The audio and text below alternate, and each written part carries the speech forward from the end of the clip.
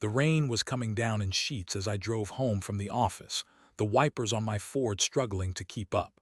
I was late, as usual. Consulting work always seemed to bleed into the evening.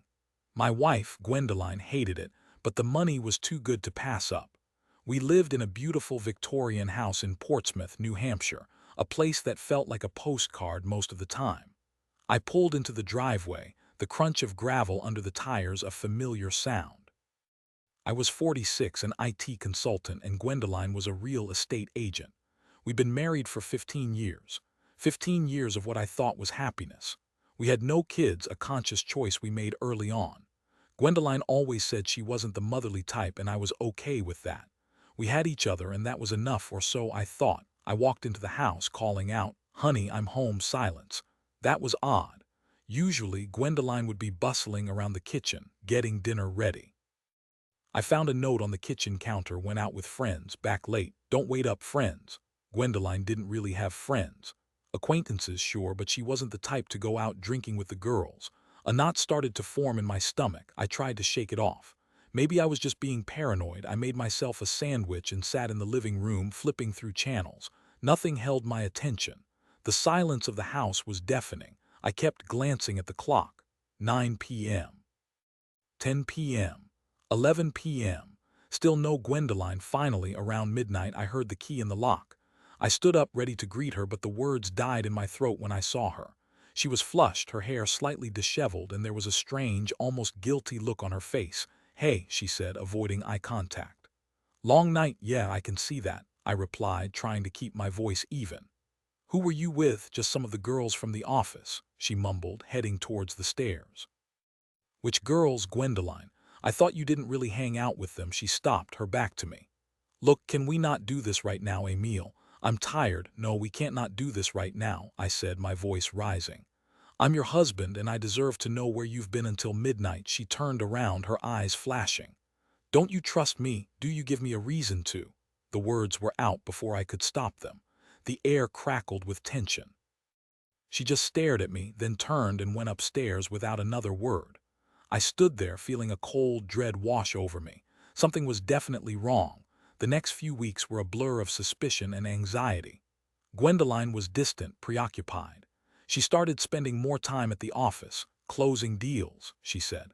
I tried to talk to her, but she brushed me off, accusing me of being insecure and controlling. I felt like I was losing her, but I didn't know why. Was I not good enough?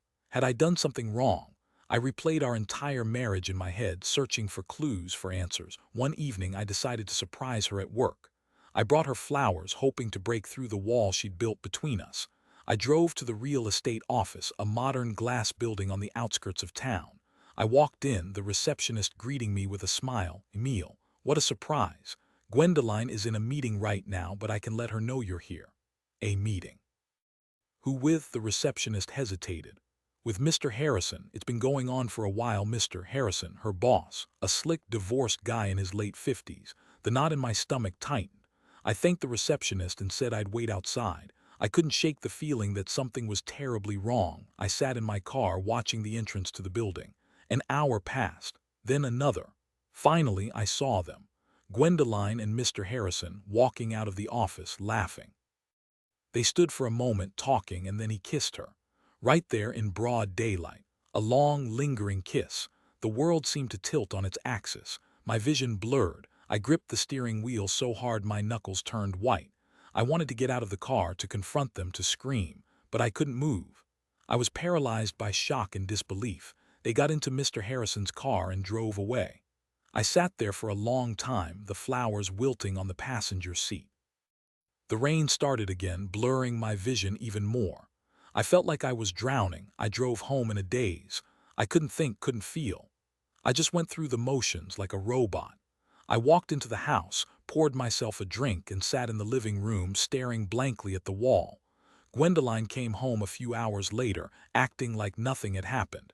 "Hey, honey," she said, pecking me on the cheek. "How was your day?" I looked at her, at the woman I had loved and trusted for 15 years, and I felt nothing but cold, burning rage. "I know," I said, my voice flat. "I know about you and Harrison." Her face paled. She opened her mouth to speak, but no words came out. "I saw you," I continued. I saw you kissing him, don't even try to deny it." Tears welled up in her eyes. "Emile, I save it," I interrupted. "I don't want to hear your excuses. I want you out. Get out of my house." "But where will I go? I don't care," I said, standing up. "Just go, get out of my life." She packed a bag and left. Just like that, 15 years of marriage were over. I sat there alone in the house, the silence even more deafening than before. The next few weeks were hell. I couldn't eat, couldn't sleep. I kept replaying the scene in my head, the kiss, her lies, her betrayal. I felt like my heart had been ripped out of my chest. I hired a lawyer and started divorce proceedings. It was messy, ugly. Gwendaline tried to play the victim, claiming I was abusive and controlling, but I had proof of her affair and the judge wasn't buying it. The divorce was finalized a few months later. I got the house and she got, well, she got what she deserved, but the divorce wasn't enough. I wanted more. I wanted her to feel the pain I had felt. I wanted revenge. I started digging into Harrison's background. It wasn't hard to find dirt. He had a history of shady business dealings, of cutting corners and bending the rules. I gathered all the evidence I could find and sent it to the authorities. A few weeks later, Harrison was arrested for fraud and embezzlement. His career was over. I felt a sense of satisfaction, but it was fleeting. It didn't bring Gwendaline back. It didn't erase the pain. It didn't make me whole again. I decided to leave Portsmouth. The house held too many memories, too much pain. I sold it and moved to a small town in Maine, a place where I could start over, where I could try to forget. One day, a few years later, I received a letter. It was from Gwendaline. She wrote about how she had lost everything. Harrison had dumped her after his arrest. She had no job, no money, no friends. She was living in a small apartment, barely scraping by. She said she was sorry, that she knew she had hurt me, and that she would never forgive herself.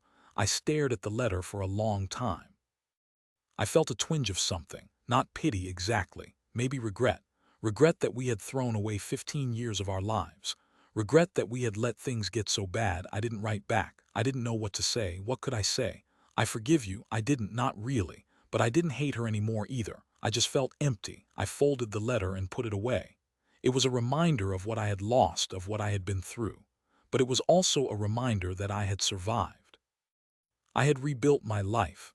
I had found a way to move on. I never saw Gwendaline again. I don't know what happened to her. Maybe she found happiness. Maybe she didn't. I don't really care. I had my own life to live, and I was determined to make the most of it. The rain had stopped.